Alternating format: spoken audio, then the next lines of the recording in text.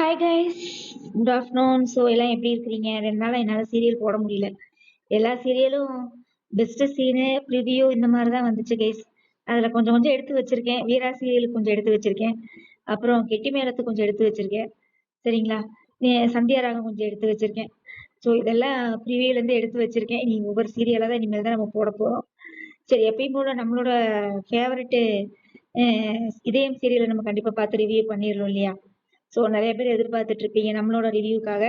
நம்மளோட சப்ஸ்கிரைபராக இருக்கட்டும் சரி, வியூவர்ஸாக இருக்கட்டும் சரி, எல்லாருமே எதிர்பார்த்துட்டு இருப்பீங்க. நானும் இப்போ அதுக்கு தான் ஆவலாக போட ரெடி ஆகிட்டு இப்போ தான் எபிசோடு முடிஞ்சது. சரி போட்டலான்னு தான் போட்டுட்டு இருக்கேன் கைஸ். ஸோ நம்ம சேனலில் எப்பயும் போல் உங்களுக்கே தெரியும், சப்ஸ்கிரைப் பண்ண மறந்துடாதீங்கப்பா. சப்ஸ்கிரைப் பண்ணுங்கள், லைக் பண்ணுங்கள், நிறைய ஷேர் பண்ணுங்கள், கமெண்ட் பண்ணுங்கள். வேறு ஏதாவது சீரியலை பற்றி ரிவ்யூ போடுங்கன்னு சொல்லுங்கள், நம்ம அதையும் பற்றி போடலாம். சரியா? இதயம் சீரியல் நம்ம சொன்னதுக்கு அப்படியே ஆப்போசிட் ஆகி போச்சு. சரி, நம்ம ரிவ்யூ இதுக்கப்புறம் நான் பேசிக்கிறேன். இப்போ வந்து எபிசோடை பற்றி நம்ம ஷார்ட்டாக பேசிடலாம். அதாவது என்ன நடந்துச்சுன்னா, ஆண்டாளும் அழகரும் பேசிட்டு இருப்பாங்கல்ல, அதோட முடிஞ்சது. ஆண்டாள் வந்து ஆப்ரேஷன் பண்ணலையாமா, ரொம்ப சந்தோஷம். அதுக்கப்புறம் வந்து பார்த்தீங்கன்னா, இங்கே பாரதியை காமிக்கிறாங்க, பாரதியும் தமிழும். விஷா வந்து பாரதி கிட்ட வந்து ரொம்ப ஓவரா பேசுறாப்ல. நீ தானே பாரதி, நீ தானே தமிழ், அதை எப்படி என் வீட்டை கண்டுபிடிச்சி கரெக்டாக வந்து ஆதிக்கு சமைச்சு போட்டு அவனை நைஸ் பண்ணி இது பண்ண பார்க்குறியா? உன்னால தானே அவன் இந்த நிலைமைக்கு வந்தான், அப்படி இப்படின்னு எதையோ பேசி பாரதி மனசை நோக்கடிச்சாச்சு. அதுக்கப்புறம் நம்ம ஆதி சார் வந்து பாரதியை பார்க்கணும்னு சொல்லியிருப்பாராட்டு. உடனே நம்ம நிஷா மேடம் வந்து, ஆதி உன்னை 10 நிமிஷம் கழிச்சு உள்ள வர சொன்னா, ஆனா நீ பாரதிங்கிற உண்மையை மட்டும் அவன்கிட்ட சொல்லிடாத, அவன் உயிரோட இருக்கணும் நல்லா இருக்கணும்னு நினைச்சேன்னா நீ உண்மையை சொல்லாதுன்னு சொல்லிட்டு போயிடுறா. அதுக்கப்புறம் இந்த இங்க என்ன நடக்குது அப்படின்னா, நம்ம ஆண்டாளு சீன் நடக்குது. தர்மலிங்கத்துக்கு சரியான நோஸ் கட்டு கொடுத்துட்டா நம்ம ஆண்டாளு. சரிங்களா? உண்மையிலேயே அந்த சீன் ரொம்ப சூப்பரா இருந்தது. அதை நான் வந்து ரிவ்யூல பேசினாதான் எனக்கு ரொம்ப சந்தோஷமா இருக்கும் பேஸ். ஏன்னா அந்த அந்த மாதிரிதான் இருந்தது அந்த சீனு. நல்ல தர்மலிங்கத்துக்கு சரியான நோஸ் கட்டு. சரியா?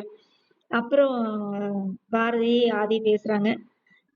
உங்க பேர் என்ன, நீங்க யாரு, எனக்கு முதல்ல காஞ்சிபுரம் பத்தி எல்லாம் பேசுனீங்க, நீங்க யாரு, அப்ப பாரதி உங்களுக்கு தெரியுமா, அப்படி இப்படின்னு ஏதோ பேசுறாங்க. அதுக்கப்புறம் வந்து நீங்க வந்து பாரதியை பார்த்தீங்க அப்படின்னா ஒரே ஒரு வார்த்தை சொல்லிருங்க, இனிமேல் வந்து பாரதிங்கிற பேர் கூட காதல விழுகக்கூடாது, அவங்கள பார்க்கவே கூடாது, அவங்கள நான் மீட் பண்ணவே கூடாது அப்படின்னு சொல்லிடுறாப்புல. உடனே வந்து ஃபீல் பண்றாங்க பாரதி. அதுக்கப்புறம் வந்து சரிங்க, உங்க உடம்பு பார்த்துக்கோங்க, உங்க பிடிச்சதெல்லாம் செய்யுங்க, சந்தோஷமா இருங்க அப்படின்னு சொல்லி பாரதி வந்து அப்படியே நின்றுட்டு பேசிட்டு இருக்கிறாங்க. இதோட எபிசோடு முடிஞ்சது கைஸ். சரி, இப்போ ரிவ்யூ பண்ணிடலாமா? ஸோ இந்த வீடியோவில் லாஸ்ட்ல நான் ஒரு ட்விஸ்ட் வச்சிருக்கேன் கைஸ். ஒரு முக்கியமான இன்ஃபர்மேஷன் சொல்ல போறேன். அதனால வீடியோவை ஸ்கிப் பண்ணாம பாருங்க. கண்டிப்பா எல்லாருமே ஷாக் ஆயிருவீங்க. மேபி எல்லாத்துக்குமே இது தெரிஞ்ச விஷயம்தான், நான் ஏற்கனவே ஷார்ட்ஸ்லயே இதுலயும் போட்டேன். சரி, இருந்தாலும் நம்ம வீடியோலயும் நம்ம சொல்லிடணும் இல்லையா? அதுக்காக நம்ம சொல்லிடலாம். ஏன்னா நிறைய பேர் இன்னும் தெரியாம இருப்பாங்க. ஸோ என்ன நடக்குது, அதாவது நான் யாருமே எதிர்பார்க்காத ஒரு ட்விஸ்ட் கைஸ்.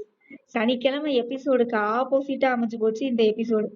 அதாவது ஆண்டாளை போட்டு நான் கிளி கிழிச்சிருந்தேன் அந்த அந்த இதுல சனிக்கிழமை எபிசோட்ல ரிவ்யூ பண்ணும்போது. அதுக்கப்புறம் டோட்டலா அப்படியே சேஞ்ச் ஆகி போச்சு. அவ அபாசனே பண்ணலையாமா. ஐயோ, எனக்கு அந்த சீனை பார்த்தனே ஐயோ, என்னடா நம்ம திட்டி வேற போட்டோமே, சங்கடமா இருக்கே அப்படின்னு. பரவாயில்ல, உண்மையிலே ஆண்டாள் வந்து ஒரு முன்கோபிக்காரி தான். எதையும் தீர விசாரிக்க மாட்டா. அவங்க அப்பன்றனால அவன் எல்லாத்தையும் முழுசா நம்பிக்கிட்டே இருந்தா. இப்ப தெளிஞ்சிட்டாளாட்டு இருக்குது. உண்மையிலேயே அந்த சீன் ரொம்ப நல்லா இருந்தது. அழகரே அப்படியே ஷாக் ஆயிருப்பாப்ல. உங்க உங்க ஒய்ஃப்க்கு வந்து அபார்ஷன்லாம் நாங்க பண்ணல அப்படின்னு சொன்னோடனே அழகரு, டேய் என்னடி இது, நிஜமாவாடி அப்படின்னு சொல்லி ஷாக் ஆகுறாப்புல. ஆமா, எங்க அப்பாவை இது பண்றதுக்காக தான் அப்படி பண்ணேன்னு சொன்னோடனே அழகரே ஷாக் ஆயிடுறாரு. அப்புறம் வெளியில வந்தோடனே, என்னத்தா ஊருக்கு போலாமா, ரெடியா இருக்கியா, அபார்ஷன்லாம் நல்லபடியா முடிஞ்சதா அப்படின்னு. ஐயோ கடவுளே. அவ சாரதா என்னன்னா, நீ பேசாதடி, நீ பேசாத, நீ இப்படி ஒரு காரியத்தை பண்ணிட்டு வந்திருக்க அப்படின்னு சொல்லி சாரதாவை இந்த சைடு திட்டிட்டு இருக்க. அழகர் இருந்துட்டு, அத்தா இப்ப எதுக்கு இப்படி கோவப்பட்டுட்டு இருக்கீங்க, அதெல்லாம் ஒண்ணும் இல்ல, ஃப்ரீயா விடுங்க அப்படிங்கிறாப்புல. சரியா? தர்மலிங்கத்துக்கு சரியான நோஸ் கட்டு ஆண்டாள் தடவை விட்டான். அதாவது நான் வந்து ஒரு டெஸ்ட் தான் வச்சேன், உனக்கும் என் புருஷனுக்கும் டெஸ்ட் வச்சேன், அதுல அவர் பாஸ் ஆயிட்டாரு, நீ ஃபெயில் ஆயிட்ட அப்படின்னா கரெக்டா போச்சு. என்ன நடந்தது அப்படின்னா, இவன் இவன் ஆண்டாள் வந்து அபார்ஷன் பண்ணும்போது இவன் வெளியில அழகர்கிட்டயே சாரதா கிட்டயே ரொம்ப பேசியிருப்பான் இல்லையா, அதெல்லாம் ஆண்டாள் கேட்டாப்ல. அதாவது நம்ம வந்து இதுக்கு முன்னாடி ஒரு 2, 3 மாசத்துக்கு முன்னாடிலாம் தர்மலிங்கம் வந்து செய்யும் போதெல்லாம், ஐயோ! இதெல்லாம் ஆண்டாளுக்கு தெரியாம இருக்குதே! எங்கேயாவது ஒளிஞ்சிருந்தாலும் கேட்க மாட்டாளா? கேட்பாளா? அவங்க அப்பன் பண்றதெல்லாம் கேட்பாளான்னு நம்ம ஏங்கிட்டு இருப்போம். இப்ப அதுக்கு ஆப்போசிட்டா இருக்கு நாடகம். சரியா? அவன் வெளியில பேசுறது எல்லாத்தையும் ஆண்டாள் கேட்டுட்டு வந்து சரியான நோஸ்கட்டு. நீ செத்து போயிருப்பா அப்படின்னு சொன்னோடனே இவன் அழகர் அதுக்கு மேல. அது எப்படி நீ சொல்லலாம் என் மாமனார? ஆனா இந்த ஆனா என்னதான் இருந்தாலும் இவர்தான் என் மாமனார், நான் தான் இவரோட மாப்பிள்ளை, நான் தான் சொல்லுவேன் நீங்க செத்து போயிருங்க அப்படின்னு சொன்னா எனக்கு சிரிப்பு வந்துருச்சு guys. அப்புறம் பொண்டாட்டியும் சேர்ந்து நீங்களும் செத்து போயிருங்க நானும் சொல்லட்டுவா மாப்பிள்ளை அப்படின்னு சொன்னேன். எல்லாருமே செத்து போங்க செத்து போங்கன்னு சொன்னோடனே அவன் அந்த இடத்த விட்டு போயிடுறாப்புல தர்மலிங்கம்.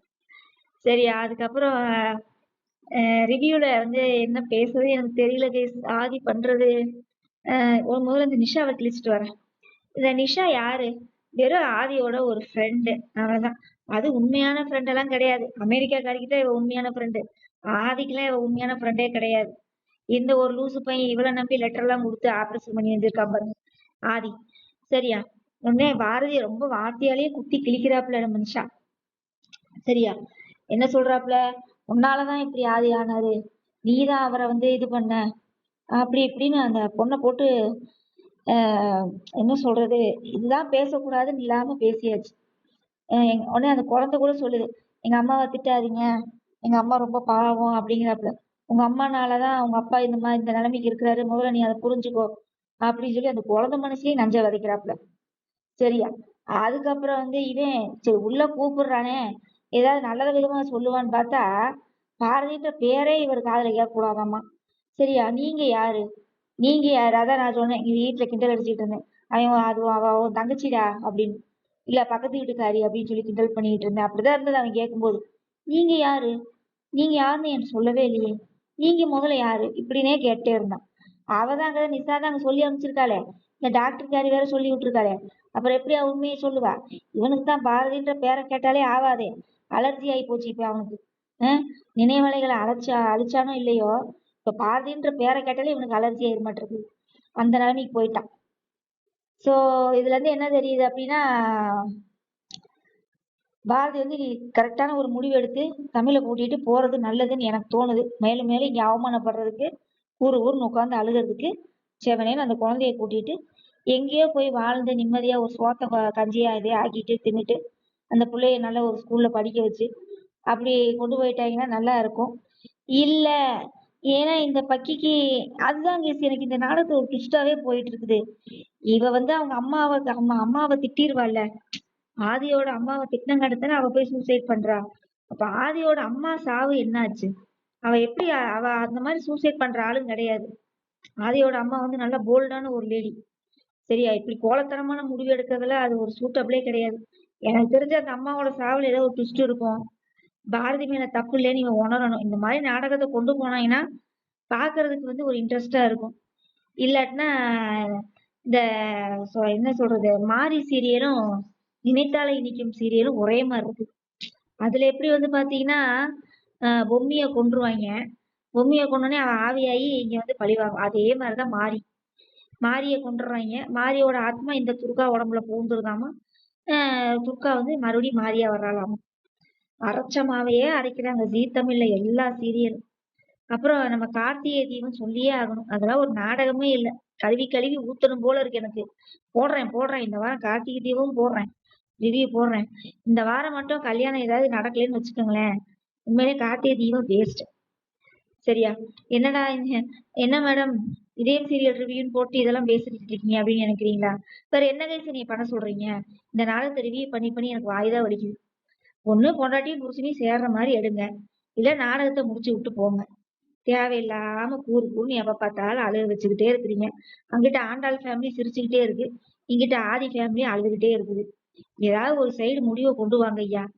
அப்புறம் இந்த வீடியோல லாஸ்ட்ல ஒரு ட்விஸ்ட் சொல்லியிருந்தேன்ல, ஒரு சீக்ரெட்டு என்ன அப்படின்னா, நம்மளோட பாரதி அதாவது ஜனனி இருக்காங்க இல்லையா, சீரியல்ல இருந்து விலக போறதா ஒரு அறிவிப்பு விட்டுருக்காங்க கைஸ். அவங்களுக்கு வந்து வெள்ளித்திரையில நடிக்கிறதுக்கான, திரைப்படங்கள்ல நடிக்கிறதுக்கான வாய்ப்புகள் வந்திருக்குதாமா. அதனால இதயம் சீரியல்ல இருந்து விலகிறதா நியூஸ் வந்திருக்குது கைஸ். சரியா? சோ ரொம்ப எனக்கு அந்த நியூஸை பார்த்தோன்னே ரொம்ப கஷ்டமா போச்சு. ஏன்னா பாரதின்ற கேரக்டர் வந்து இவங்கதான் அப்படின்னு சொல்லி நம்ம மைண்ட்ல நல்லாவே பதிஞ்சிருச்சு. இனி வேற யாராவது பாரதியை தூக்கி போட போறாங்களோ என்ன பண்ண போறாங்களோ தெரியல.